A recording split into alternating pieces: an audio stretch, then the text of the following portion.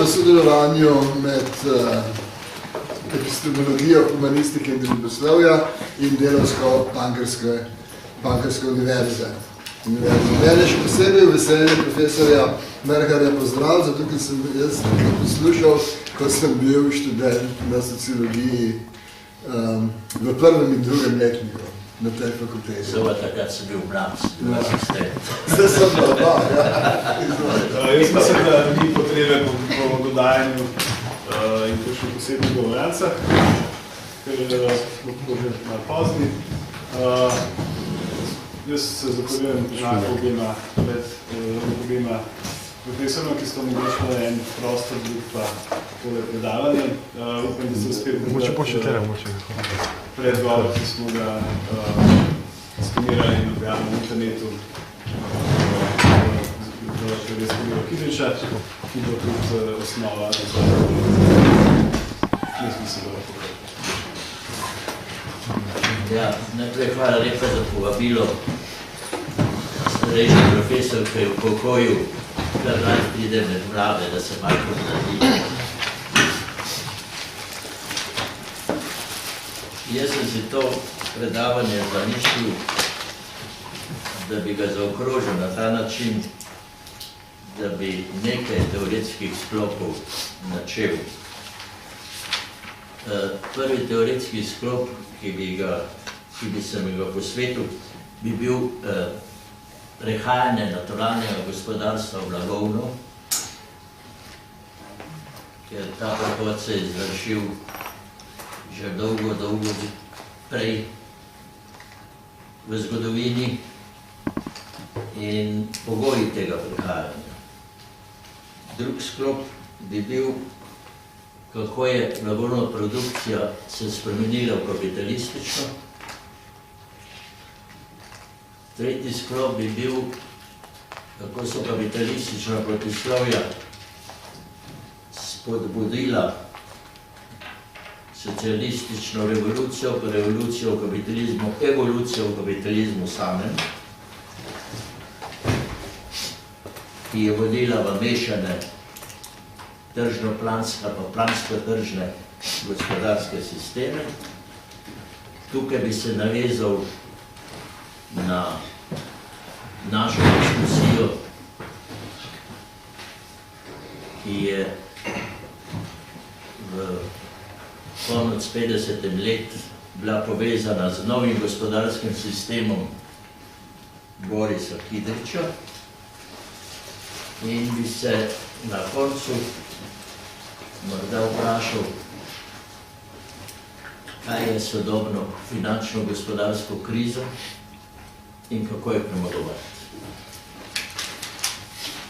Kolikor bom vse to uspel in boste pomagali vi, ker bom malo testiral vašo predhodno znanje in če je dovolj veliko, bom kar preskočil stvari.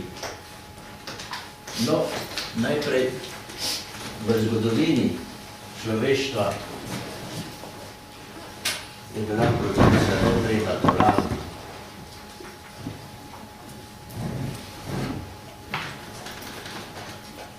Produkcijska tehnika je v začetku človeštva bila nabiralništvo.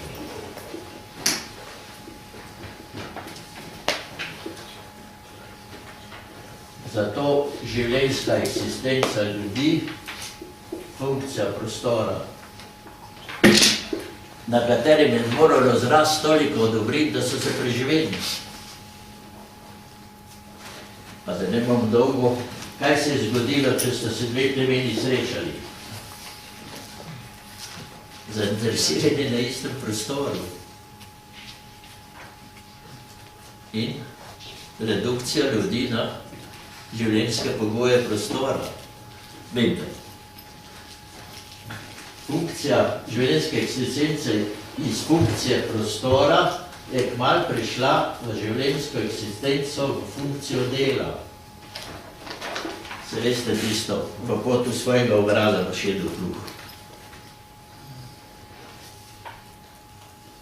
Človek je bil sposoben, najprej bil odvisen od prirode, zdaj pa spoznal prirodne zakonitosti, recimo vlogo semena, in postal poljedelec.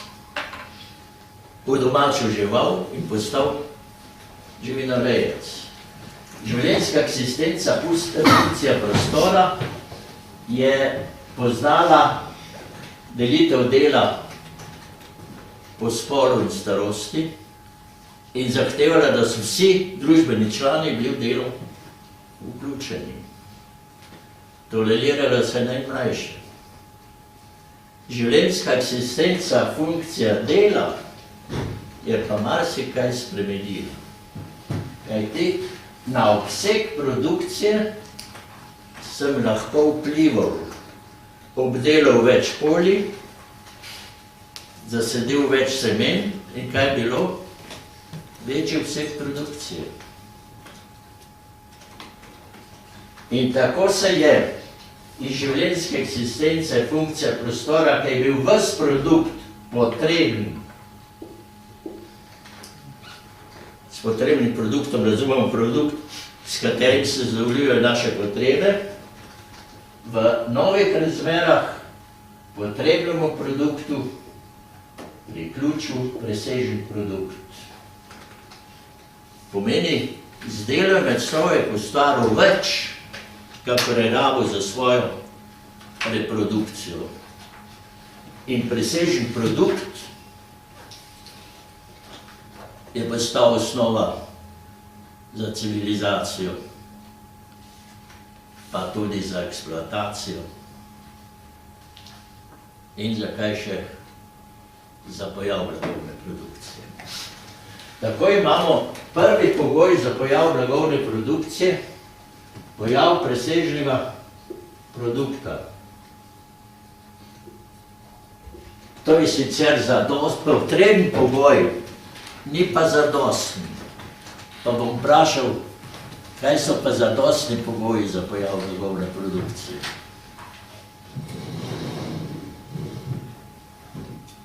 Mislim, da vsaj neka rudimentarna stopnja njegove delitve dela in samostojnost proizvajalcev.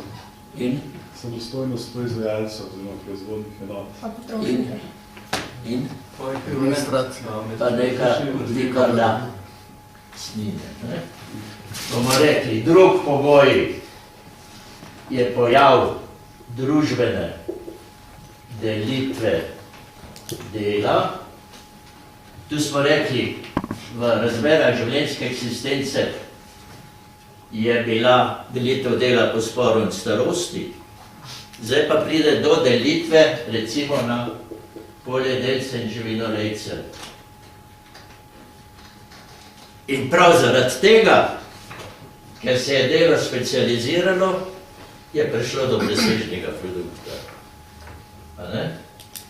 No, poglejte, in zdaj gremo v situacijo, da se dve plemeni srečata, ki sta pa po delitvi dela, po predmetu gospodarskega udejstvovanja ločeni.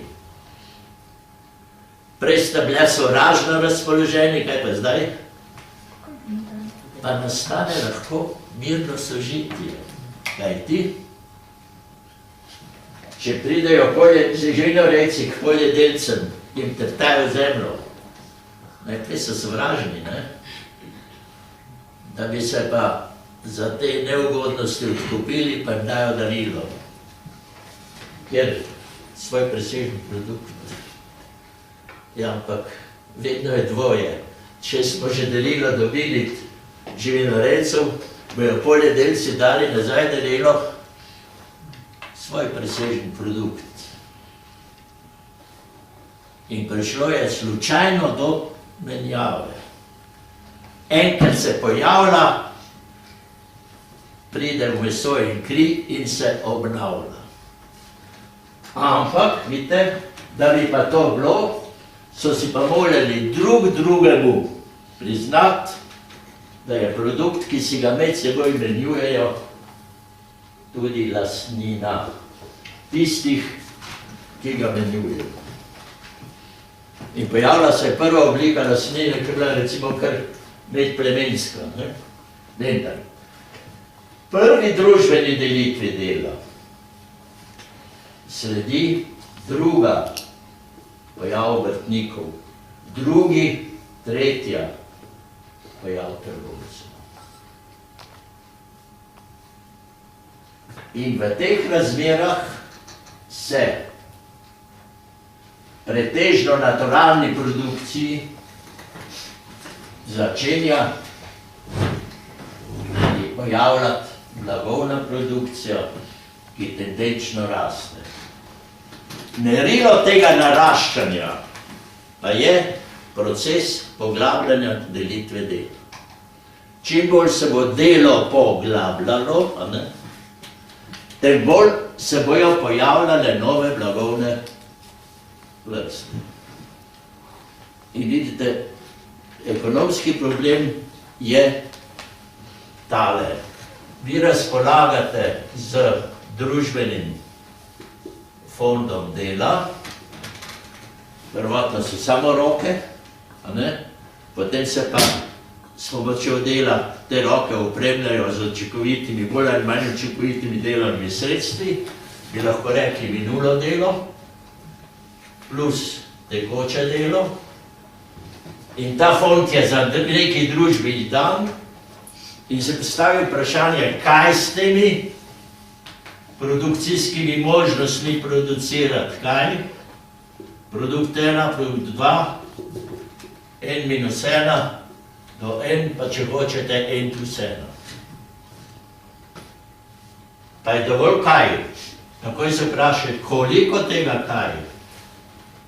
Vprašanje, koliko kaj, pa je takoj odvisno od čega, za koga. Ne ve, kot bi bila za tistega, ki ima kupno moč. Kako pa dobim kupno moč? Da dobim denar. Moram dobiti dohodek, ne? Je vprašanje razdelitve. In seveda še tehnično vprašanje, kako. Ta vprašanja je treba rešiti in porazdeliti družbeni fond dela po področjih narodno-gospodarskega udejstvovanja sorazmerno z efektivnimi družbenimi potrebami. To je zakon o sorazmernem razdeljevanju družbenega fonda dela po področjih narodno-gospodarskega udejstvovanja, ki ga v naturalni produkciji rešuje celica, ki je sama, ki nima nobene druge zveze.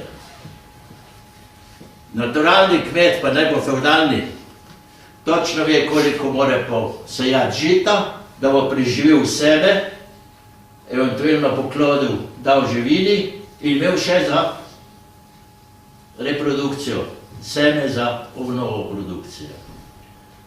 Ali pa v svojem okolju, včasih dal feudalcijo, mogo tudi na ta način dati. To pomeni zaprtje bil. Tukaj je bil produkcijski problem relativno enostaven. Mehanizm reševanja tega problema pa je bil plan, če se dobnosti govorimo. Tako se v naturalni produkciji rešuje zavestno, plansko, družben produkcijski problem, kaj koliko za koga narediti. V blagovni produkciji pa postane mehanizm trg. To so pa zveze med producenti, drug za drugega produciramo in svoje produkte med seboj menjujemo. In v teh razmerah dobi zakon o sorazmernem porazdeljevanju družbenega fonda dela po področjih narodno-gospodarskega udejstvovanja obliko zakona vrednosti. Zakon vrednosti je pojavna oblika prejšnjega zakona in on tendenčno poskrbi za troje.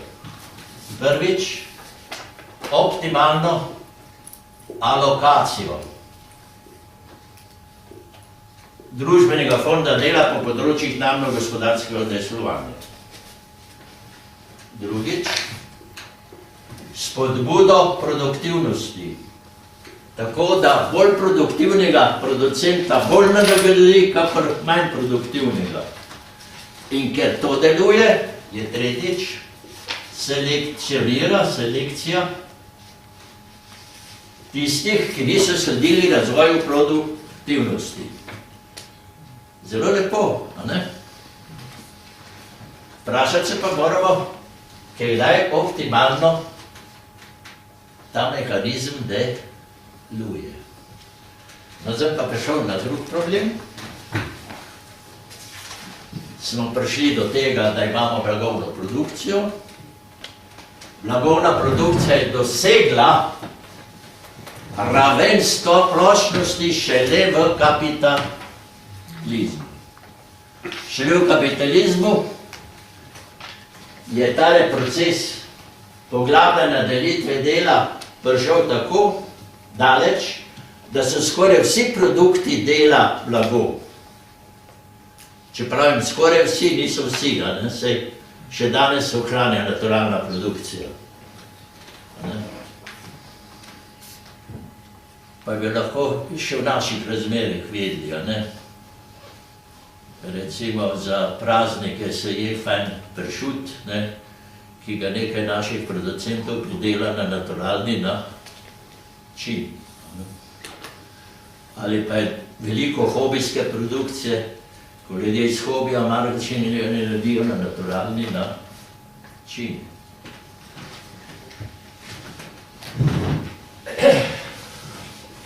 Pomeni, da imamo dva alternativna načina razreševanja družbenega produkcijskega problema, in to bomo zdaj ohranili, ko bomo pa še potrebovali. En ekstrem je za naturalno produkcijo totalni plan, drug ekstrem je za blagovno produkcijo popolni ali pa totalni trg. Do tega smo zdaj prišli in poglejte, v socializmu smo rekli, blagovna produkcija odpade in kakšen je bil mehanizem razreševanja družbenih produkcijskih problemov? Centralni, totalni plan. Ker bo planska avtoriteta imela tako informacijo, da bo točno vedela, kako razporediti razpoložljive produkcijske faktore po področjih narodnega gospodarjenja v skladu z družbenimi potrebami. Pa bo to informacijo totalni avtoritetni planer vedel? Malo verjetno. Prišlo bo do planskih zmot. Ja, ampak tudi tržnih. Tudi tržnih. Kajti, da bi te funkcije zakona vrednosti optimalno delovali. Ker pogledajte, kako bojo delala. Na trgu se zakon vrednosti manifestira z zakonom ponudbe in povpraševanja. To bom še enkrat tole narisal. En plus ena, to so tele produkti. Kaj? Če bi fond dela usmerili v produkt en, v preveliki količini, bi bo potem ponudba večja, kakor je potreba po tem produktu. Kaj bo s ceno? Padla bo, In če ste, zdaj ste pa v konkretni rešitvi, ste imeli dejavnosti, kamor ste orientirali preveč družbenega fonda dela, tam bo pritisk na padec cen, ker se pa v nekaterje usmerjali preveč, za druge ostalo premalo. Tam je pa pritisk na obraten. Je pa dvig cen. In pogledajte, Dubi Smith je rekel, nevidna roka bo poskrbela, da se bo družbeni fond dela optimalno porazdelil. Zapustili boste dejavnosti, ker se slabo zasluži, in prealocirali fond dela v dejavnosti, kjer se boljši zasluži. To mora nujno voditi v ravnovesje, da boste pri tem ravnovesju pa boste proporcionalno porazdelili družbeni fond dela. Zelo lepo. Ampak to velja samo, v modelu popolne konkurence. Da ni nobenih ovir.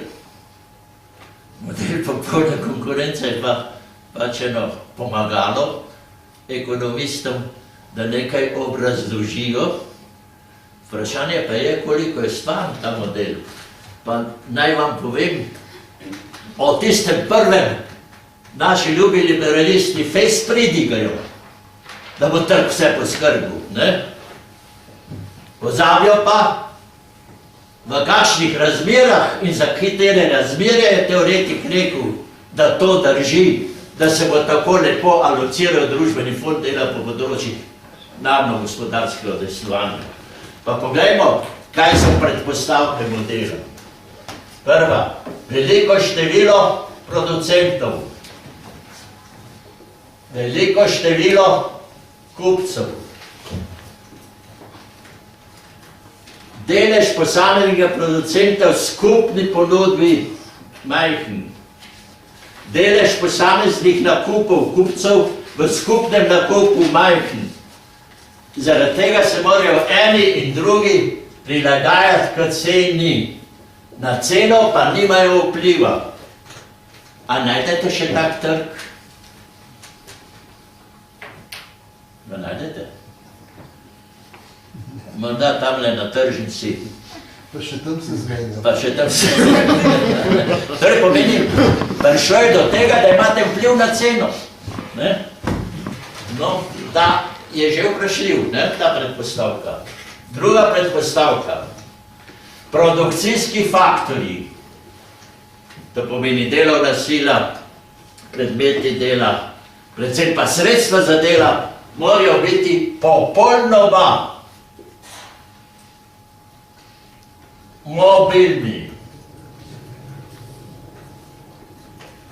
Nobenih težav ne sme biti, da bi vi iz področja kamor ste vlagali preveč, produkcijske faktorje odvzeli in jih prenesli v področje B.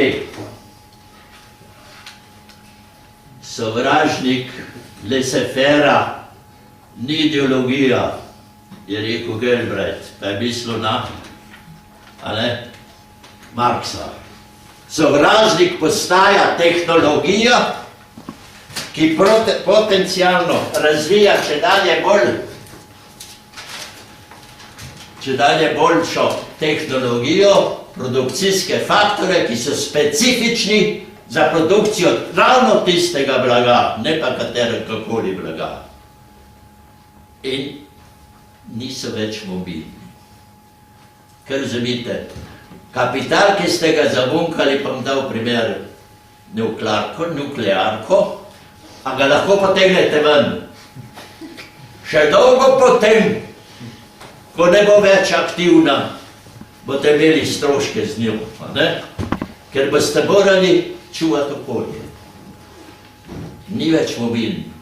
In kolikor bolj je tehnologija razvijala nemobilne produkcijske faktorje, tem bolj ste morali razmisliti ex ante naprej, kako te produkcijske faktorje uporabiti, da vas ex post ne bo bolela glava. Kaj ste morali delati? Zavestno vplivati na dogajanje. Tretja predpostavka. Blago mora biti homogeno.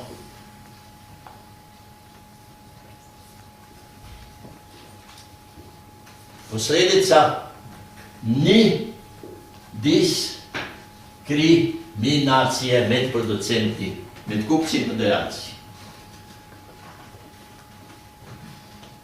A je blago homogeno?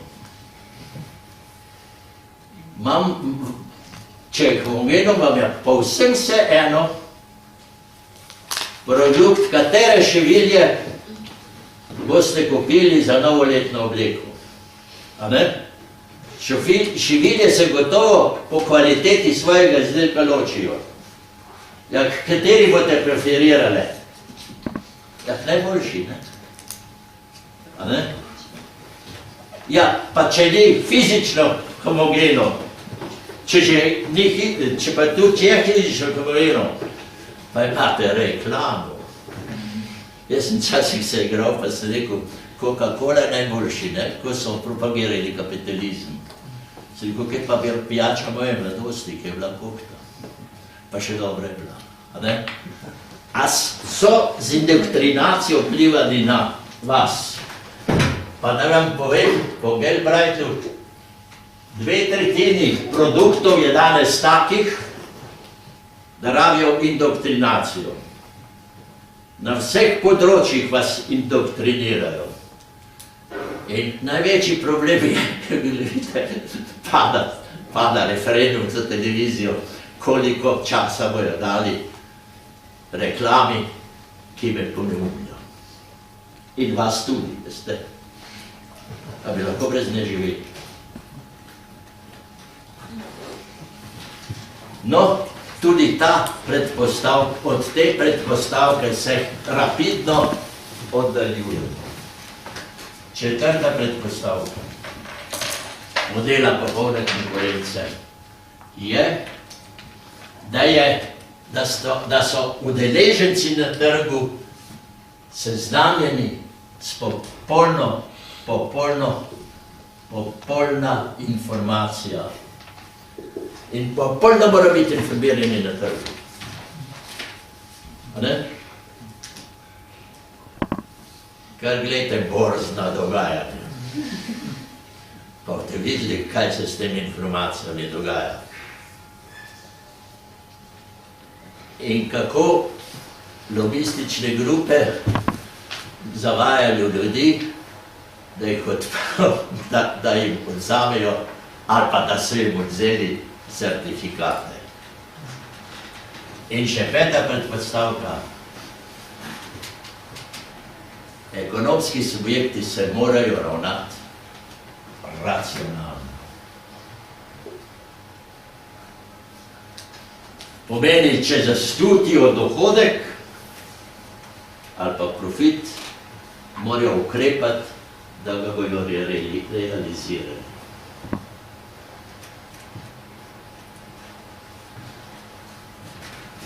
To so pogoji, v katerih je perfektno deloval tržni mehanizem in razmeroma hitro razrešil družbeni produkcijski problem. No, zdaj pa poglejmo, ker prej smo rekli, da se naturalna produkcija počasi izriva, merilo tega izrivanja je, kako hitro se družbena delitev dela poglablja in da smo prišli v kapitalizem, ko je prevladala blagovna produkcija, do kapitalizma je pa bila blagovna produkcija spremljajoča naturalni. In predkapitalistična oblika blagovne produkcije se pojavlja v obliki enostavne blagovne produkcije, za katero je bila značilnost tale, da je ena oseba, recimo obrtnik, hkrati lastnik produkcijskih sredstev, upravlja s temi sredstvi, vodi produkcijski proces in je hkrati neposredni producent. To obliko produkcije spoznali v suženjstvu, a ste? In z srednjeveškimi mesti, ko so se okrepili, se je ta oblika produkcije začela krepiti. Protestantska reformacija kaže na to. Okrepljena blagovna produkcija, v feudalizmu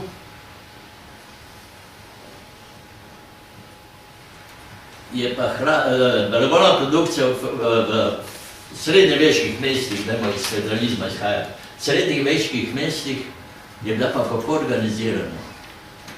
A je delal tale zakon? Producenti so bili med seboj solidarni. In za cehovskimi pravili so izključili konkurenco. Zakaj mislite? Ker če bi konkurenca nastala v srednjeveškem mestu, bi deloval tretja posledica zakona vrednosti, producent bi propadel in kaj bi mu stalo, da je svoboden srednjeveški meščan imel kakšno možnost za eksistenco, da se nazaj priklopil feudalnemu gospodu. Tega so se bali, pa so se organizirali in lepo planirali svojo produkcijo. Najbolj dober primer bo kruh, 500 duš manj v srednjeveško, 5000 duš manj na srednjeveško od 200. Pa poglejte, pa se pojavi 500 pekov. Predpostavka 1 duša kilo kruha. Koliko? A bo z 10 kili preživel? Zelo hitro je naredil kaj. Nas bo 50. Za vsakega od nas bo odpadla produkcija 100. In produkcijo 100 se naredi z enim mojstrom in pomočnikom in enim vajencem. Ali so vse to določena srednjeveška pravila? Solidarni smo. In ko bo število ljudi zraslo v mestu na 5100, bojo z vsemi čestmi sprejeli v svoj ceh novega producenta. Ampak kaj je za to produkcijo veljalo? Dolge vajniške dobe, to se je hranil še na univerzi, da boste asistent. Potem so še daljše pomočniške, da konce pa postaneš redni profesor, ki te pa kot malo pojijo, da ne delaš družbe. Vse je bilo to lepo organizirano, a je tako? A ni bilo planirano? Planirali so. Vidite, ampak družbena delitev dela se je povečala, ker poleg obrtnikov ste imeli v srednjem veku tudi trgovce. Poglejte, obrtnik je bil takole motiviran, blago proda za denar, da bi za denar dobil drugo blago. Pomeni produkt, ki je v mojih rokah neuporabna vrednost, zamenjam s pomočjo denarja s produktom, ki postane v mojih rokah uporabna vrednost. In si zamenjujemo drug med drugim. Ščuka v tem trgu je pa tale. Denar, blago, več denarja. To, narediti profit, iz manj denarja, več denarja. Kdo je pa to bil? Trgovec. In ni slučajno, da je bil trgovski kapital, pa posvilni pa tako, denar zamenjam za več denarja. Poderuško obresti zraven. Tomaž Akvinskih jih je prepovedal. Ni dostojno za krščanskega človeka, da odira sočloveka. Toliko, kokor daš, toliko prneš. In s tem odprl prostor, da se je s trgovino z denarjem ukvarjal tisti, ki ni bil krščansko zavezan. In v feudalizmu je to bil kdo? Ja. Skratka, razvoj produktivnih sil se je pa razširil, dajmo pogledati takratno Francijo. Ker vsem drugim odnosom za takrat področje Francije je bilo, da je bila parcializirana na veliko posesti. In pogledajte, transport je že dovolil, da produkt od tu prodajaš tu. Ampak se šel enkrat, dvakrat, trikrat, štirikrat čez mejo, feudalno. In tam so se eksploatatorski in izkoriščevalski razredi kako adaptirali, pobirali mostnine, carine, pa druge ine, a ne? In produkt je, cena mu je narasla. Ni bilo mogoče narediti. Kaj to usmerja? Novo miselnost. A ne? Novo miselnost, ki se je kaj morala izraziti v buržoaznih revolucijah, ki so bazirane na enakosti, kaj še, svobodi, bratstvu. Ekonomski smisel teh gesel, enakost, usmerjeno proti cehovski solidarnosti. Enaka pravica proizvodnega udejstvovanja, nobenih predpravic, pa kaj s vem, kjerih aktov in dovoljen, da smete delati, zamenjati solidarnost s konkurenco. Vstop v dejavnost naj bo prost, z prostim stopom v dejavnost pa kaj še? Pa bomo konkurirala. Svoboda.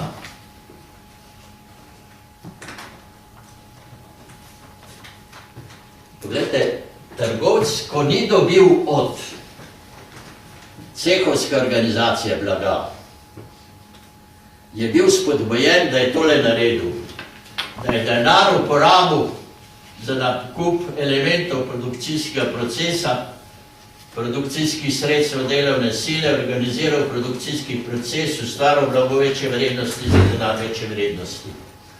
Poglejte, prek produkcije je prišel do profita. Ampak, kaj je pa tu rabu? Delovno silo. Oboboženih obrtnikov zaradi solidarnosti je bilo malo. Odkot jo je lahko dobil? Iz podeželja.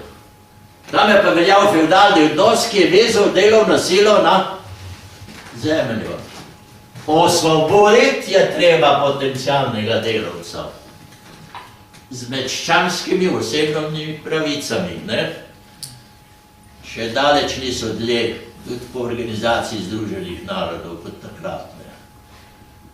Ker so samo politične, niso pa ekonomske. No, pole pa še tretji, da smo pa tu, zaradi tega sem to naredil, bratstvo. Poglejte, mi smo zdaj v prostoru ločeni z fevdalnimi mejicami in mejami, ki preprečujejo, da bi se realiziral trgovski profit, ki bi se, če ne bi bilo teh dajatov. Saj smo vendar, bratje, formiramo enoten gospodarski prostor po načelu enake vere, jezika, pa še kaj. Solidarnost s tem pade in namesto solidarnosti konkurenca. Zdaj pa paste. S tem se pa razvije začetek kapitalistične produkcije v obliki individualne kapitalistične lastnine. Tukaj so se prej integrirane funkcije pri eni osebi, obrtniku, ki ni bila eksploatatorska zaradi tistih dolgih dob. Konec koncev bom na koncu sam svoj mojster. Ampak prej bom pa mogel vajeniške in pomočniške dobo skoznati. Ampak na koncu bom le. So bili to eksploatatorski odnosi, niso bili tako. Zdaj pa paste, da bi pa se tole zgodilo, pa mora biti delovna sila, to je pa nov pogoj za kapitalizem. Prej smo našteli, pogoj za pojav blagovne produkcije je presežek, delitev dela in lastnina, zdaj pa mora postati še delovna sila blago. Da bo osebno osvobojen potencialni producent, Da pa bo delovna sila blago, sta pa potrebna dva pogoja. Mora biti osebna svoboda, Trčan ne more, ker je vezan na zemljo, in mora biti brez proizvajalnih sredstev ta producent. Vidite, zaradi tega so pogoji za nastanek kapitalizma morali biti s pomočjo države realizirani. Gre za to, da je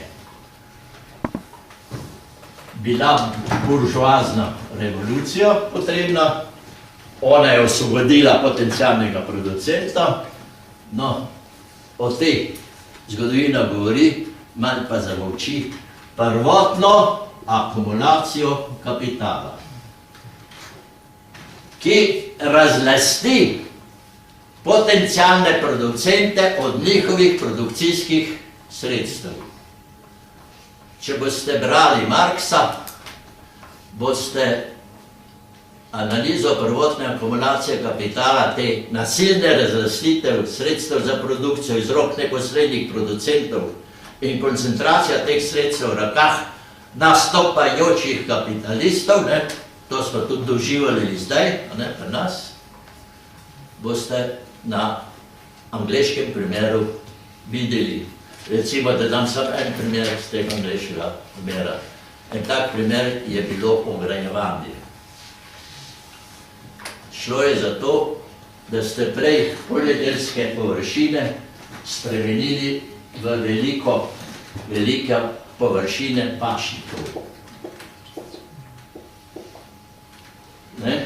Ker ste gojili ovce, pa ste imeli dve starine enkrat. Po eni strani ste dobili, na kateri industriji kapitalizmi raste, na tekstilni, surovino za tekstil, volno, ker pa pašništvo rabi neprimerno manj ljudi, pastirjev, kakor prej obdelovanje površine, ste dobili pa še sploščeno delovno silo. Vse ste vendar svobodni, pojdite. S proces razlaščanja je šel celo hitreje, kakor je bilo možno, da vključite novo delovno silo v produkcijski proces, pa ste imeli pol zakone, grde, da vidite to. No, pa še en primer bom rekel, priti na bovn, kaj to pomeni v slovenščini, ta prispodoba? Kmet je prišel na bovn, če ni mogel plačati davku, tak, močnejši kmet je koncentriral to lastnino, on je postal brez produkcijskih sredstev in kakšno šanso za preživitev imel, da se je ponudil kapitalistu kot mezni delavec.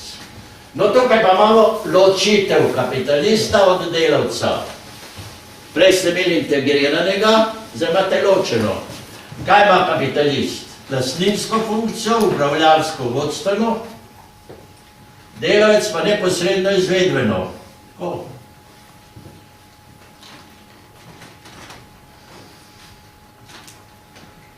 Zgodovinska vloga in naloga kapitalizma je, da nadalje razvija produktivne sile in kapitalizem je tu proklet uspešen. Zakaj? Če gledamo kapitalistično podjetje, moramo najprej opozoriti na kapitalistično kooperacijo, ki ni nič drugega kot razširjena obrtna delavnica, cehovska delavnica. Ampak, že s tem, ko je ta kvantitativno širitev nastala, so se sprostile produktivne sile s tem, da se je produktivnost dvignila. Če sem sam, bom na tem primeru povedal, pa pokrivam streho, kako bom s petimi po lojtri gor, pa po lojtri dol cegli. Če nas je 10, bomo naredili rigo. Velika razlika v produktivnosti. In še bi lahko za kooperacijo našteval. Največja prednost kooperacije pa je, da je da je spodbudila na drobno delitev dela v kooperaciji. Vidite, ljudje so iz cehovstva seveda bili identificirani, še niso bili produkta odtojeni. Narediti dober produkt je bil smisel. Zdaj pa, da bo dober produkt, bomo dali krojiti tisti šivilji, ki dela najboljše izdelke. Samo niklo pride do tega. In enkrat imate samo ena, ki kroji, druge pa delajo druga opravila. Začel je proces na drobne delitve dela, ki je očaral Adama Smitha. Očaral enostavno. Ker se je najprej podzavestno ta proces začenja, pol se pa zavestno uporablja v kapitalistični manufakturi,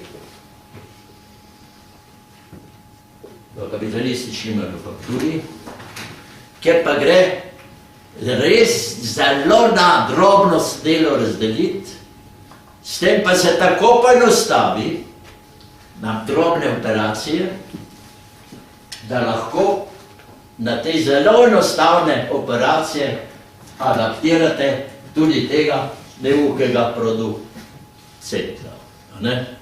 Ker od začetka je mogel biti tale producent tudi pri trgovcu kvalificiran. Vidite, ker je pa Smith živ v razmerah, ko je komaj to nastajalo, so potem vabili iz cehovskih delavnic v kapitalistične delavnice producente. Kako? Ponudili si jim višjo ceno. Zato je, recimo, Smith bil optimist. Čim bolj bo kapitalistična akumulacija buhtela, tem bolj se bo povečalo povpraševanje po delovni sili in cena bo narasla. Zainteresirana smo enako oba, kapitalist in delavec za napredek. Samo dolgodaj. Dokler je bila kooperacija, je to še šlo, v manufakturi se pa zaustavi. Zato Smitha hitro popravlja Ricardo. Ja, cene mezde, oziroma mezde bodo naraščale nominalno, ne pa realno. Ker bojo cene delovne sile tiste, ki bojo omogočile reprodukcijo delovne sile. No, manufaktura pa tako poenostavlja procese, da se nekatere stvari lahko počasi nadomeščajo z stroji, uporaba strojev produkcijskim procesom povodi v tovarno. No in ta zgodovina kapitalizma je veličastna, razvijajo se produktivne sile na kapitalističnih osnovih odnosov zelo hitro in izredno, da bi se razvila, je poudarjena akumulacija kapitala. Tako zelo, da je kapitalist do sebe sebičen, kajti v začetku je liberalni kapitalizem, je konkurenčna borba med kapitalisti zelo visoka in ne akumulirati pomeni ne usposobiti se za konkurenčno borbo in propast. Z akumulacijo kapitala se povezuje zakon koncentracije in centralizacije kapitala, ki so ga naši tajkuni zanikali. Jaz sem bil proti koncu moje aktivnosti še predsednik za obrambo diplomskih del na ekonomski fakulteti. In z osamosvojitvijo Slovenije smo prišli do institucije borze. In potem je veliko študentov začelo študirati borzna dogajanja v poslovnem svetu in je bilo naenkrat veliko naslovov z področja borznega delovanja. Imeli smo pa takrat stalnega predsednika. In ko so take naloge prišle k sebi, k meni, sem jih pregledoval in skoraj vedno mogu vprašati študente, kaj je koncentracija in centralizacija kapitala. Mentori teh nalog so mi rekli, ja pa kaj ste tečni, da vedno vprašate to vprašanje? Ja, jaz sem pa rekel, ja, nisem tečen, vi bi jih mogli upozoriti, da je razlika. No, pa povedal, v čem je ta razlika. Pa tudi, kako so jo manipulirali. Do koncentracije kapitala pride, ko se staremu kapitalu doda nov kapital. Posledica, večji output in večja zaposlitev, a ne? Zaželjeno. Centralizacija kapitala pa je, ko se kapital, ki že eksistira, združuje iz velikega števila manjših v manjše število večjih.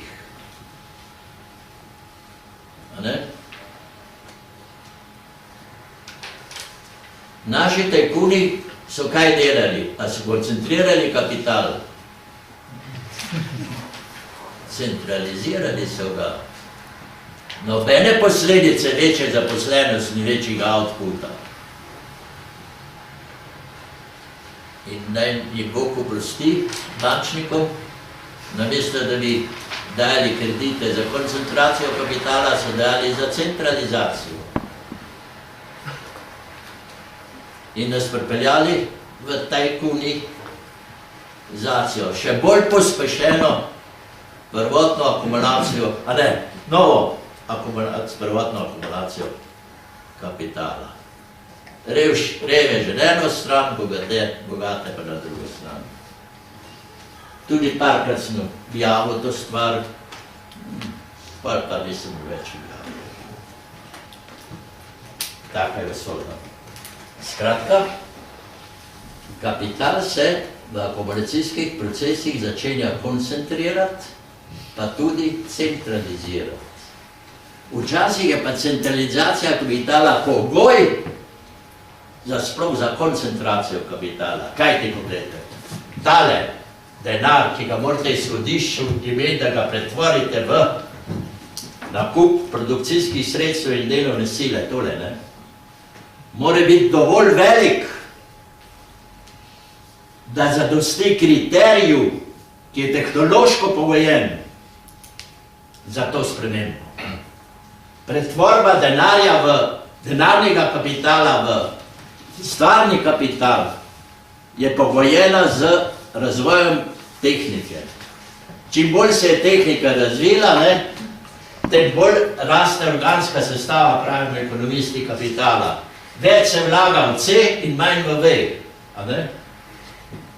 Vi morate imeti za to, da hidroelektrarno ali pa atomsko elektrarno naredite velike začetne vsote denarja, da se lotite tega podjetja.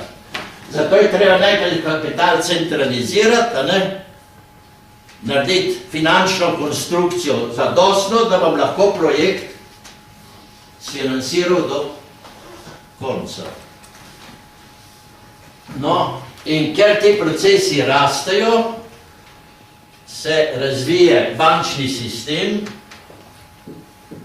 sistem bančne trgovine in vloga bank je poglavitna, da zbira prosta denarna sredstva, kjer se tam, kjer so nastala, ne morejo uporabiti kot kapital, v zbrani, centralizirani obliki, pa ga nudim v gospodarstvu tistim, ki ga bojo uporabili kot kapital.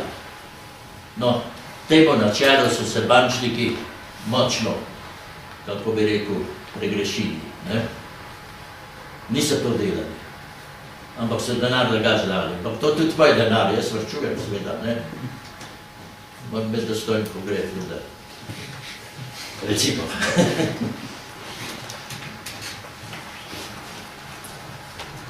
Zaradi tega je kapital rastel. Še bolj definirana oblika centralizacije kapitala je pa sistem DD, delniških družb. Kako se je zgradil Severški prekop? Strahotna velika investicija. Ne? Centraliziral se je kapital celo iz nekaj par držav, da so se tega projekta lovčili. Ne? Samo, ko so nastale delniške družbe, kot močno centralizirana podjetja, se je pa individualni lastnini pridružila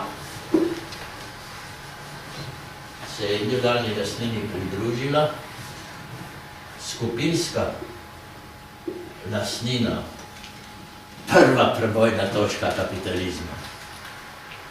Glede lastnine namreč, ne? Se vas vedno futrejo z individualno lastnino, ne? To je pa skupinska, pa malo govori o njej. Ampak kaj je naredila? Še bolj dezintegrirala lastninske funkcije. Kapitalist je tukaj lastnik, kapitalisti kot lastniki posredno upravljajo, volijo nadzorne svete, ki so pa nas perfektno delovali. Med kapitalista in delavec je neposredni producent, kot prej. Med kapitalista in delavce pa se je vrinil menedžerski vodstveni sloj. A ne? Da bi ta vodstveni sloj lahko normalno funkcioniral, kaj se je zgodilo? Je moral koketirati z upravljanjem.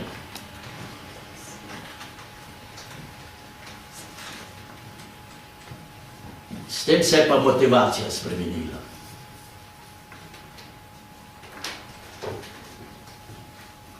Medtem, ko so bili v liberalnem kapitalizmu individualni kapitalistični lastniki še kako motivirani za razvoj, za akumulacijo kapitala, so se delniški kapitalisti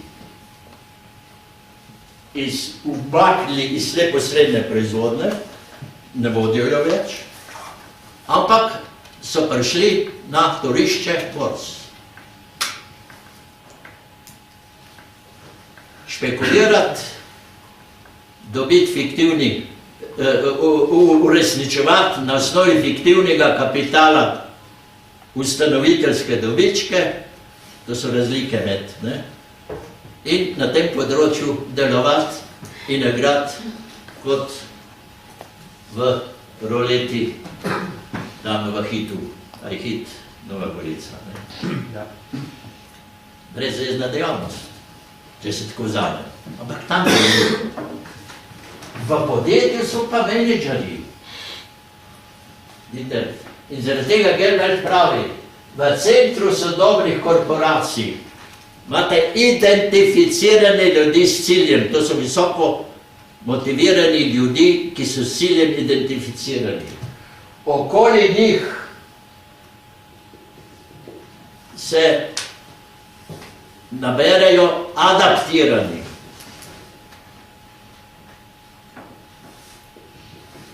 Potem pa so kompenzirani. In med kompenzirane začne soditi veliko lastnikov. Ker so motivirani, da dokler imam kapital v delniški družbi X, iz te delniške družbe potegni čim več dividende, pomeni čim več profita preliti. Ja, če se tako obnaša, bo pa akumulacijsko sposobnost menedžerjev odškrgnil in jasno je, v kapitalizmu, v normalnem, ko je eno podjetnik, en menedžer podjetje zafuril, a dobi še boljšo službo, kje je izgubil kariero, je zaigral kariero, pa nas pa dobi boljšo. Tako je pač.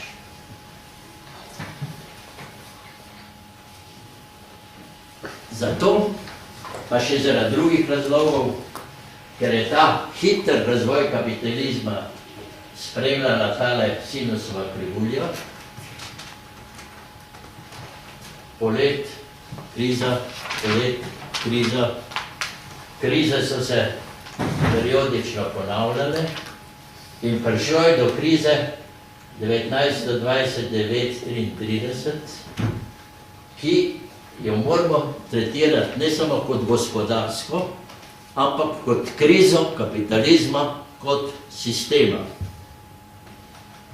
In ta kriza kapitalizma kot sistema je spodbudila reformo kapitalizma. In sicer s keynesijansko Keynes revolucijo. Zahtevala poudarjeno vlogo države, vloga države v liberalnem kapitalizmu je, da je bila čuvar lastnine, nočni pes. V teh novih razmerah se je tudi konkurenca, ki je bila blizu popolne, ne popolna, blizu, če dalje bolj spreminjala v nepopolno konkurenco. Zaradi nepopolne konkurence, kako nepopolni konkurent deluje, ima vpliv na obseg produkcije, ker je sam eden, da vpliva na ceno. In manipulira s količino produktov tako, da bo bil maksimalni profit, poleg normalnega še monopolni, na račun vseh drugih. No, in zaradi tega seveda se amplituda kriz povečuje, da moramo iti v globino, se pojavi keynesijanska revolucija, ki poudari vlogo države v procesih družbene reprodukcije, ekonomsko vlogo. In med drugim se s pomočjo te ekonomske vloge začne krepiti državna lastnina, ki jo med drugim pozna že Schmidt.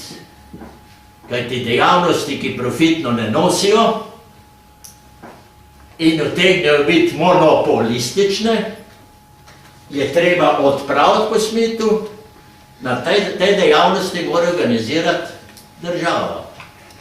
Vzgojo, izobraževanje, obrambo, pa tudi izgradnjo cest, mostov, kanalov, da bi produkt po deželi lepo tekel.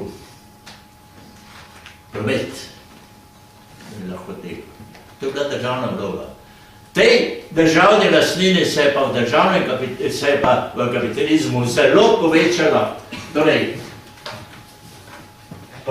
konkurenca, prosta konkurenca se je spremenila v monopolno ali pa omejeno in zaostrile so se razmere in kapitalizem se je iz liberalnega pretvoril v državni kapitalizem, ker je iz monopolnega v državni kapitalizem, ker se je močno povečala vloga države v gospodarstvu in formirala se je tudi državna lastnina.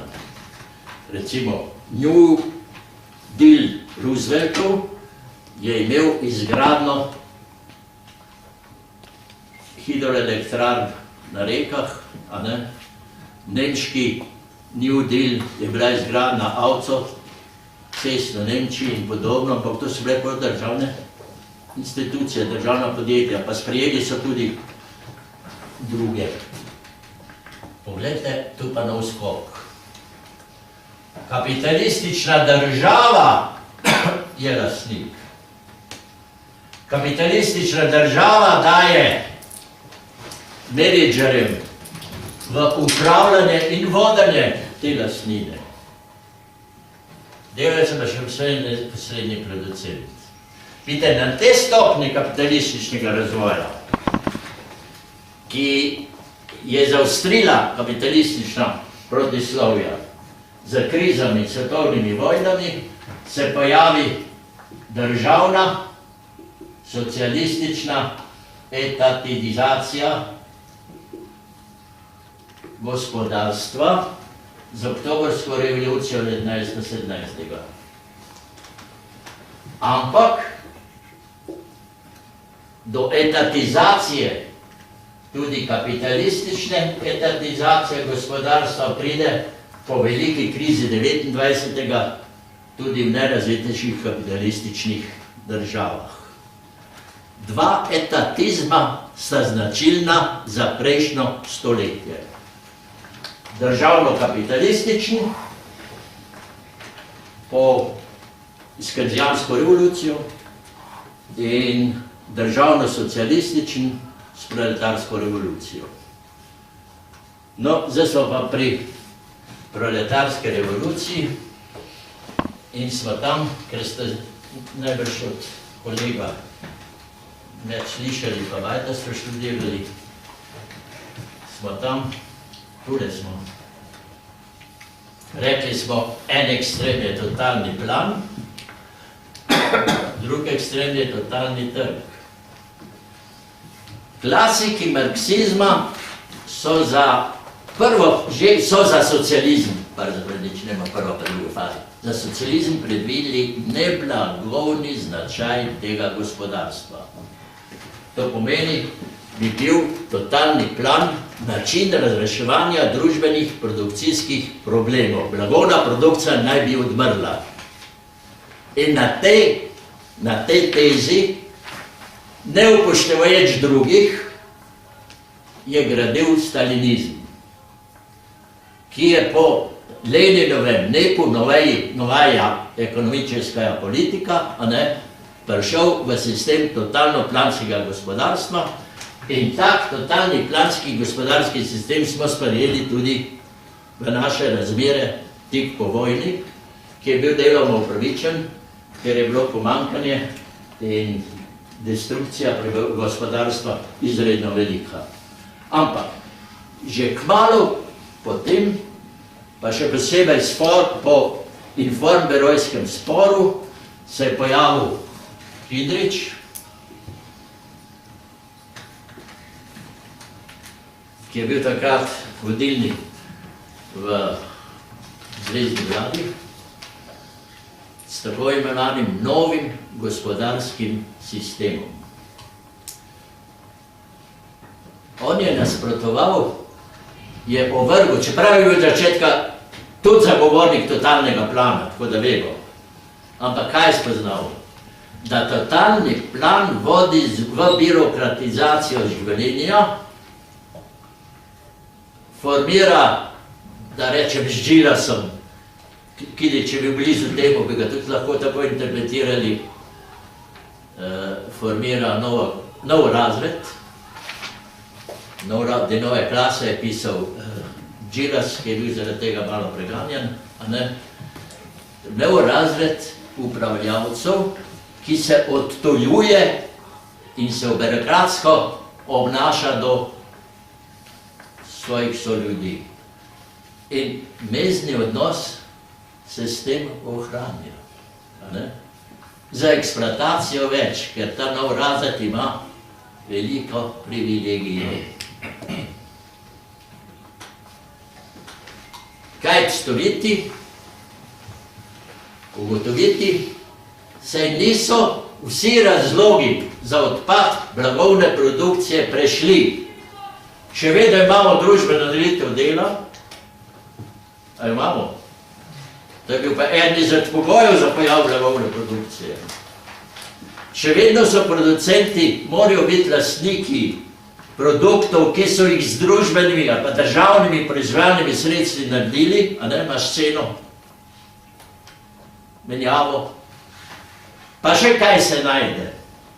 Vidite, to so pa razlogi, da blagovne produkcije v socializmu se ne ohranja zato, kakor menijo v Sovjetski zvezi, zaradi eksistence še privatnega sektorja in zaradi eksistence kapitalističnega obkrožja, ker mora socialistična država s kapitalističnimi poslovati. To je bil pojasnilo za blagovno produkcijo v Sovjetski zvezi. Ne, notranja potreba eksistira za obstoj blagovne produkcije. Tudi, če bo šel do tega, blagovna produkcija se mora ohranjati. In če se mora blagovna produkcija ohranjati, je treba pogoje za blagovno produkcijo ustvariti. Ustvarili se bojo pa tako, da bomo decentralizirali upravljanje od centralno-planske, totalno-planske avtoritete na delovne kolektive. Ki bodo potem med seboj menjavali in tako naprej. In poglavitna pri tem je metodologija planiranja. No, in ko je Kidrič o tem razpravljal, je priznal, blagovna produkcija se tu še ohranja in če dovolimo, da se ohranja, bomo poleg plana imeli tudi trg. In je napovedal to, da se bo planskemu povezovanju producentov pridružilo še tržno povezovanje. Makrostrukturo družbenega gospodarstva naj opredeli plan, v okviru plansko makrostrukture tega gospodarstva pa naj trg odredi konkretni kaj. In zaradi tega je veliko posvečal tako imenovani planski metodologiji. In je rekel, to plansko metodologijo za planiranje, družbenega planiranja moramo ustvariti na osnovi nekaterih koeficientov. Prvi koeficient je koeficient izkoriščanja kapacitet. Dobil bom informacijo, kako so izkoriščene kapacitete. Poglejte, če dobim informacijo, da so izkoriščene kapacitete v gradbeništvu 100%, v produkciji cementa, pustimo, da je zaprta ekonomija, pa 80%, v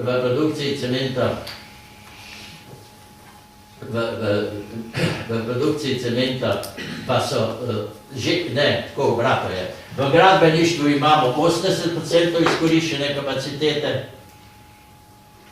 v produkciji cementa pa 100%. A lahko gremo v ekspanzijo gradbeništva, da bi prišli na 100%? Če smo omejeni za 80%, za 100% cementa. Če bomo usmerili povpraševanje v gradbeno dejavnost, se bojo cene cementa dvignili in ostali bomo na istem. Poglejte, kaj smo zdaj iz teh koeficientov dobili za recimo to panogo? Da moramo poskrbeti za plus 20% cementnih kapacitet. In tako se je ugotavljalo po vseh narodno-gospodarskih, da bojo zbilansirani odnosi med panogami. In ko ste sešteli te potrebe, so dobili potrebo po akumulaciji v gospodarstvu za odpravo, da rečemo tako, ozkih grl. Lep izračun, ne? Ja, seveda zahteva pa določene informacije.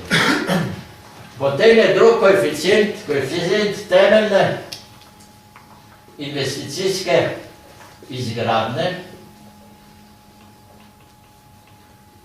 Zakaj temeljne? Mi smo takrat bili v procesu elektrifikacije in industrializacije, smo morali ustvariti nove proizvodne kapacitete in spet smo jih ugotovili, kaj bomo spet gradili, in da bi izgradili te kapacitete, smo spet dobili potrebo po akumulaciji. In če še štejete to dvoje, boste dobili potrebo po akumulaciji in v narodnem gospodarstvu, da zadostite tem dvem, temeljni investicijski izgradnji in koeficientom izrabe kapacitet. Potem pa še en drug procent potrebe neprodukcijske porabe. Na področju skupne in splošne potrošnje. A se znajo to predvideti? Šolstvo, zdravstvo, kultura, prosveta, država, aparat, nasilje in tako dalje. Ne? No, to so pa pol skladi ali fondi, s katerih se te potrebe krijejo. No, in spet imate vsoto teh fondov, pa če štejete akumulacijski fond plus fonde za tele skupno in splošno porabo, dobite potrebo po presežnem produktu. Ker to vse se financira iz presežnega produkta. No in zdaj pa sledi najpomembnejši koeficient, stopnja akumulacije in fondov. Če ste Kidiča brali, ste morda prišli in kako je tole do tega prišel. Stopnja akumulacije in fondov je rekel narodno-gospodarski dohodek. Če smo uporabljali, tisto uporabljali, poručajno uporabljali.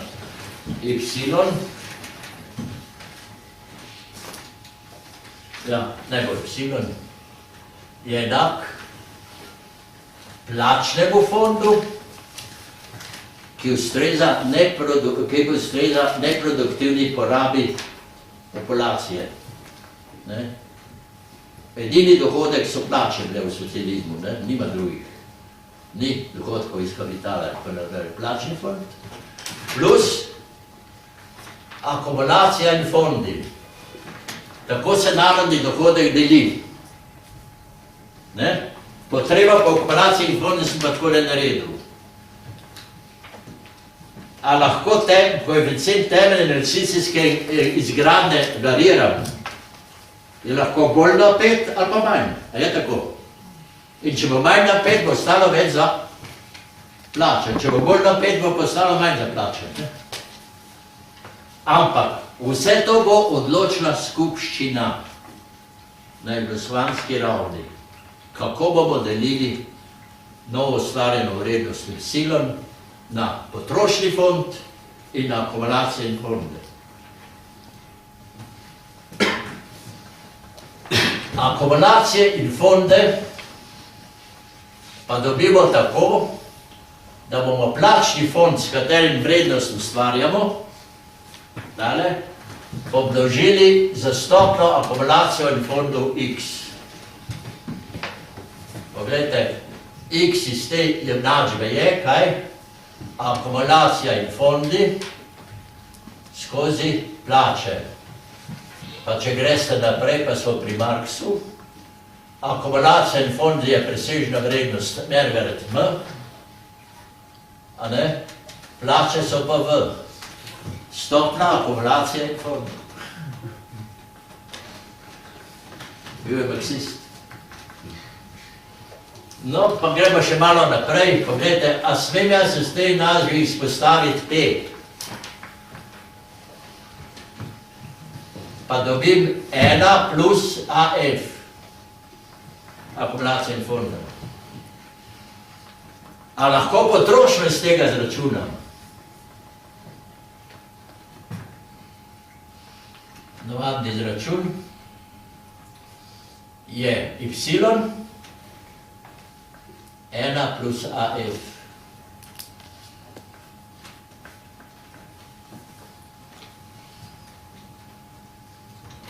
In sem dobil akumulacijsko, X, zdaj sem to nekaj napačno, preskokil sem eno fazo sem preskočil, pa ni bilo vredno. Y lahko zračunam tudi tako, ker je, če poznam X, da pomnožim plače, iz tega potem je tista tretja formula, izpostavljen P je 1 plus X, oziroma je P, je neproduktivna potrošnja, enaka na narodno-gospodarski ravni narodno-gospodarski dohodek Y skozi 1 plus X. To so bile pa čuvene akumulacijske stopnje, ki so bile danes po posameznih narodno-gospodarskih panogah.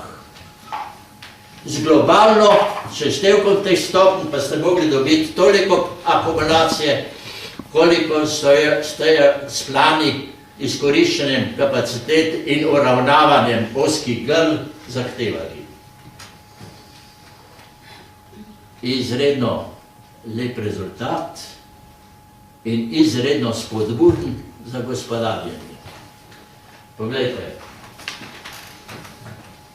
če podjetja maksimirajo Y, povečajo Y, pri dani stopni X povečajo plače. In Kidič je dovolil, bolj produktivni producenti, ki bodo realizirali nadpovprečni dohodek, bodo ob določenem X-u lahko povečali plače ali pa svoj dohodek. Če ga pa ne bi razdelili, bi ga pa lahko uporabili za izboljšanje kapacitet.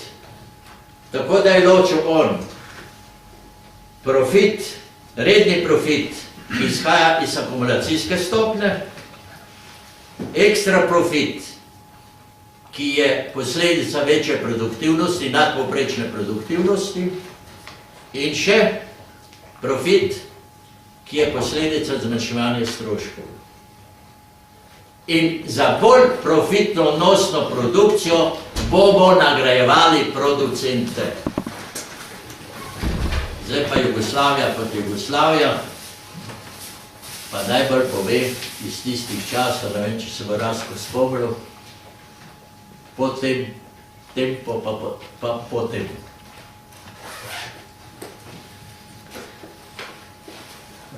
Plače, inflacija. In plače sledijo inflaciji.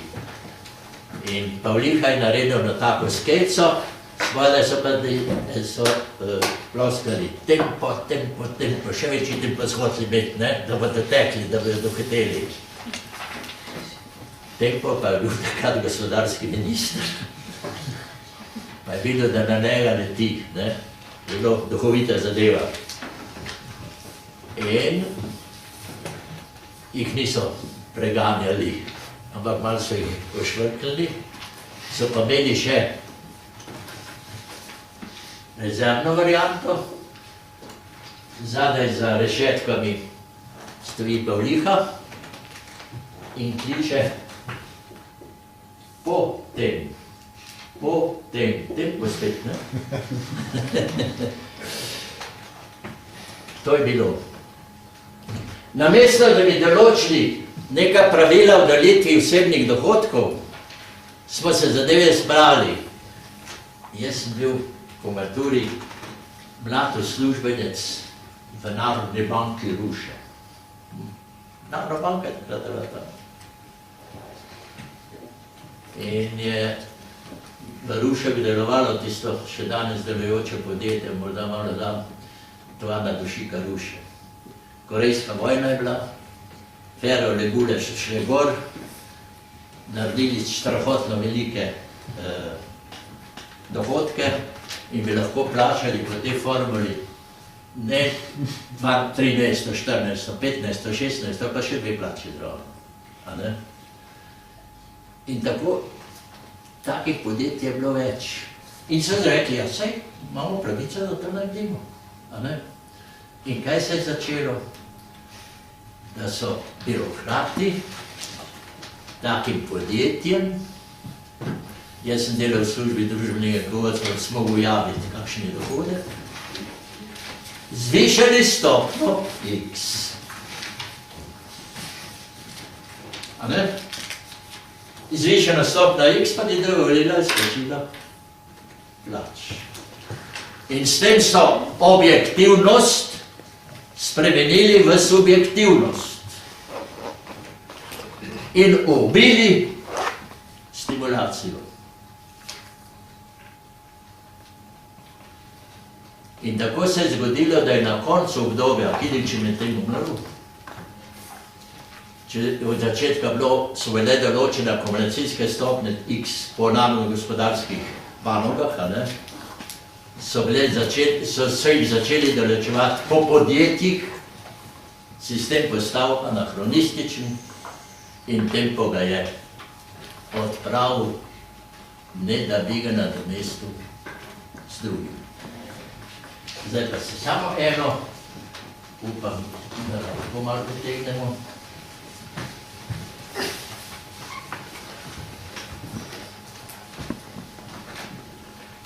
Vidite, in potem pride do reform, pa je bila reforma 60. leta, ekonomska reforma 65. leta, reforma v začetku 70. let in nobena reforma se ni prijela.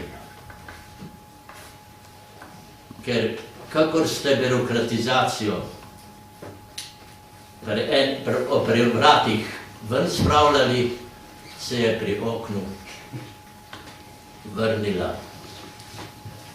In tonili smo v čedalje večjo inflacijo, da je bila na koncu čez 1000% in seveda to je vodilo v kolaps,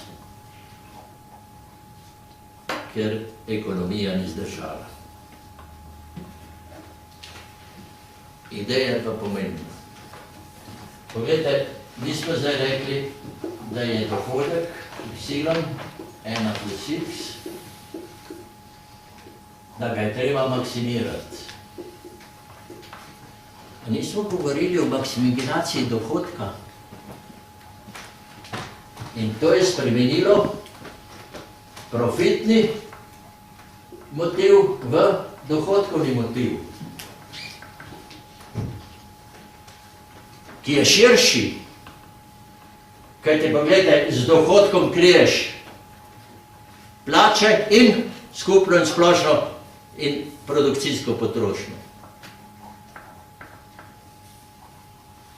Širši od profitnega motiva. Ker če imate profitni motiv, potem morate vi plače zadrževati, da bi maksimirali profit. Kako to naši biznismeni vejo? Ja, vi delavci ste krivi za naš neuspeh, ker zahtevate previsoke plače. A ne? Ne vejo pa, da se ima kapitalizm zahvaliti prav močnim delavskim organizacijam, ki so z izseljevanjem višjih plač spodbujale tehnološko bolj produktivno opremljenost produkcijskih procesov z učinkovitimi delovnimi sredstvi. Če tega pritiska ni, delujejo pač v mlaki povprečništva naši biznismeni, ki jih je tako malo, da jih skoraj ne vidimo. No, tako. Interesantno pa je, da je tale Kidričeva rešitev identična Keynesovi. Tudi Keynes, John Maynard, je rekel, da se dohodek deli na konzum in investicije. In če zdaj izračunam investicijsko stopnjo, jo lahko izračunam iz dohodka z investicijsko stopnjo X. Ne, iz konzuma, konzum krat X mi da investicije. No, investicijska stopnja bi potem bila, investicijska stopnja bi potem bila, kako že iz tega izračuna, da sem že malo utrujen, pa nič več ne znam računati, kaj? Kaj je x? I ravno C. I olovljeno z C. P, ne za C. Ne? C. Potem lahko C te investicije pomnožim za x. Ne? Potem izpostavim C, kakor sem prej plačal, pa dobim 1 plus x, pa dobim konzum, neproduktivno potrošnjo, enaka dohodek, 1 plus x.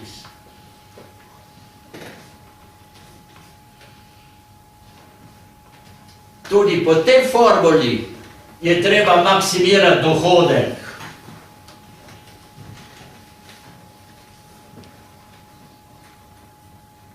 Ne pa profit. Tu je podobnost. Ali je slučajna? Ne vem. Ker sem napisal tudi vse tiste članke v tisti knjigi, ko sem zbral, ne v tej, tiste, ko ste dali, ko sem uvod napisal. Nisem dobil občutka, da bi Kardel poznal Keynesa. Čeprav je seveda Keynes to formulo dal v letih 36, po veliki gospodarski krizi. Ali je maksimizacija dohodka, ki pomeni dohodkovni motiv gospodarjenja, nov motiv, ki nas lahko rešuje pri spremembi profitnega motiva, zaradi katerega smo zdaj, pa zaradi liberalizma, v globoki gospodarski in finančni krizi. Bi še imel kaj zapovedati, ampak se mi zdi, se časic tekel, tako da, če mi daste kakšnih vprašanj, bom rad odgovarjal. Perspektiva dohodkovnega motiva za človeštvo se ponuja, zahteva pa seveda redistribucijo dohodka. Od enega pola k drugemu polu. Tako globalno kot nacionalno. Takih redistribucij pa zaenkrat še ni videti. Na vas je, da je bo to izsili, da jih boste začeli izsiljevati. Pa imam rajši evolucijo kot revolucijo. Sem otrok druge svetovne vojne in si ne želim več klanja in pobijanja. Evolutivno moramo to narediti in skupaj bomo stopiti. Hvala.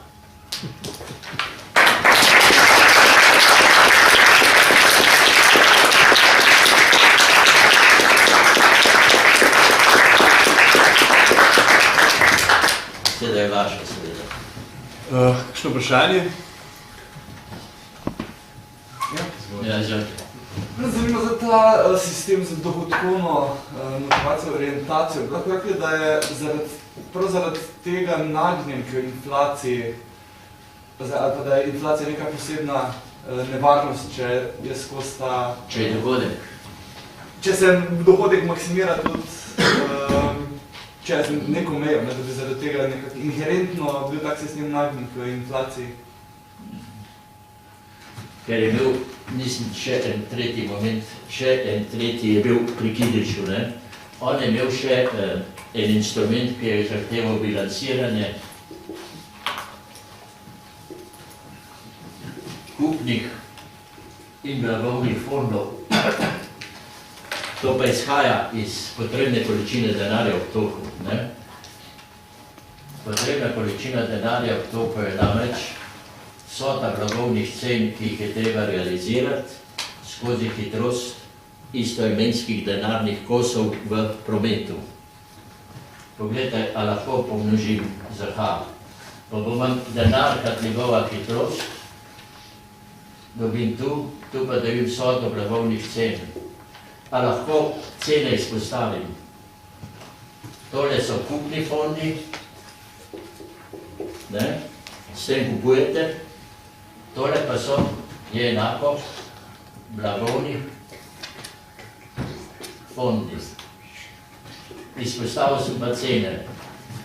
Tisto, kar eno in drugo naredi enako, se mora biti vedno enako, so cene, ne? Raven cen. Zdaj pa paste, v dinamiki se lahko kupni fondi povečajo. Blagovni ostanejo isti, kako bo s cenami? Padle bojo, ne? Ker bo povpraševanje manjše, kot je ponudba. V dinamiki se lahko blagovni fondi povečajo, ampak povečanje je manjše, kakor rastejo kupni fondi. Uravnovešeni boste na višji ravni cen. Izenačenost ravni pa boste dosegli, ko bi dinamika rasti leve in desne strani proporcionalna. Pa bomo imeli inflacijo, deflacijo pa, to je pa stabilizacija. No, ampak ti kupni fondi se potem delijo. Pa recimo, če vzamemo, se delijo na konzumne produkte, ne? In se delijo potem na investicijske produkte. To je groba delitev. Ali bi lahko rekli, ja, na te dve. In seveda struktura,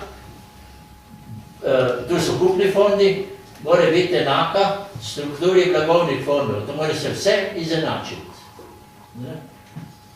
Do inflacije pa lahko pride, ko se ta izenačitev ne ustvarja.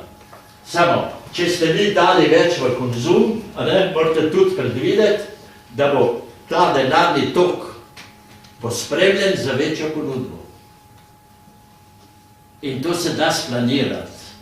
In ni nujno, da boste zahtevali monetarno oblast, da ne bo pretiravala, in boste to splanirali. Ker, pogledajte, kaj je kapitalizem. Kapitalizem se je uresničeval z hitrejšim rastjo oddelka 1 pred oddelkom 2.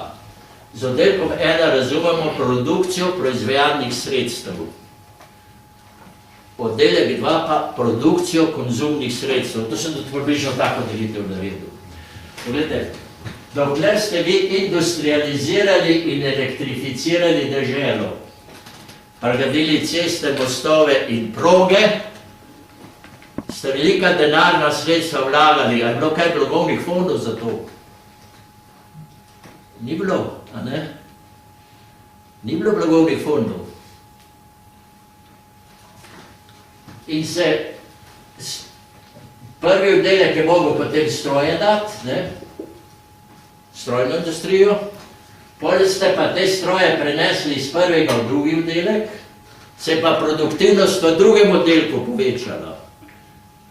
Ja, če se pa poveča produktivnost v produkciji potrošnih sredstev, pa se mora potrošnja povečati. In to se mora bilancirati.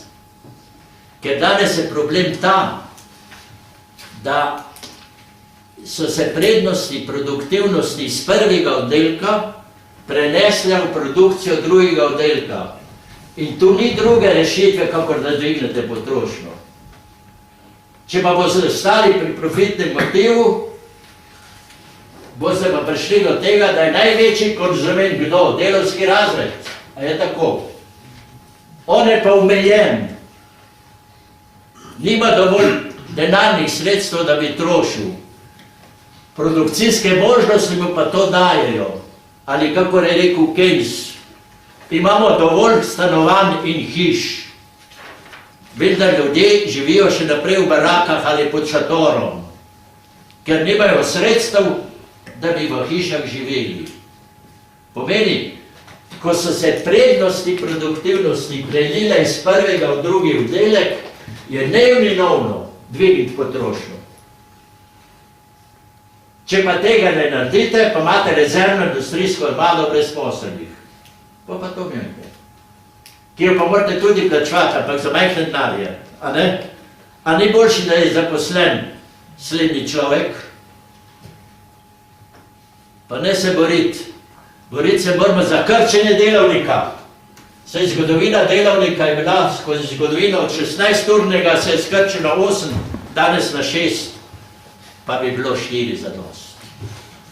Ob taki zaposlitvi in 8-urnem delovniku je produktivnost producentov zaposlenih v produkciji tako visoka, da lahko 20% ljudi, je en zanj napisal, preživi celo nacijo.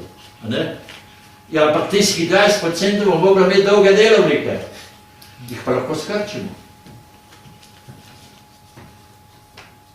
Samo potem moramo menjati motive. S profitnim motivom ne gre.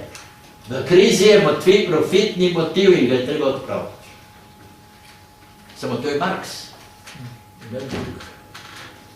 Ne vem, če sem odgovoril, ampak to so tiste dinamike.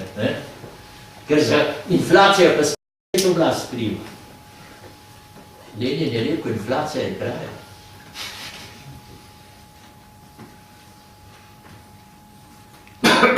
Se pa poslužiš takrat, ko ne boš. Samo, ne boš prišel iz nje, ne? Ampak se boš vedno bolj in bolj poglabljal. Ker boš pumpal kupne fonde nekontrolirano od blagovnih. Pa še usmerjati jih moraš. Z Kidričevim instrumentarijem je nakazoval možnost usmerjanja, ker je dal stopno akumulacije in fondov, ki jo je iz potrebne akumulacije in fondov izbral, ampak je rekel, za akumulacijo toliko, za splošno potrošnjo toliko, pa je lahko splošno potrošnjo dvignil, a ne? Ali pa zmanjšal. In če oboje je zmanjšal, je pa mogel dati plačam več. Tako je v ekonomiji, zelo težko razumljivo. Ko pa staneš malo zrel, malo razumeš, pa še takrat ne vsega. Se potem verjetno, torej se ni bila rešitev, ampak premeščanje problemov vidi tudi v zadnji krizi, ker se je pa premala kupna moč reševala verjetno z dajanjem zasebnih kreditov. Ja, se veste, kako je rekel en ameriški, ne vem, je bil guverner ali kaj banke, helikopter ne meče denarja dol, pa so ameriški politiki rekli, naj ljudje bojo vendar domoljubni in trošijo, ja, samo trošijo lahko, če imajo. Če pa sem v profitnem meznem odnosu, poslednji vzrok ekonomskih kriz v kapitalizmu je proletarski značaj ljudskih množic, pika. Proizvodne zmožnosti so se razširile, potrošnje so pa ostale, ker tu gre za protislovje med produkcijo, pogoji produkcije so za nizkimi mezdami ugodni za producente, ampak njih čaka potem pogoji realizacije, tam pa zmanjka efektivnega povpraševanja. Nič ne pomaga, če vas se tako z reklamami usmerjajo, da boste trošili, če nimate dohodka. In spet nič ne pomaga, če imate armado 100 000 brezposelnih z majhnim dohodkom, pršuta ne bojo povpraševali. In zdaj vidite, ravno ko bojo prazniki, tudi po 50, ne vem, 30-40% bom se trkubo pršut, da sem jo ne jedel. Je padel. Je bila taka reklama.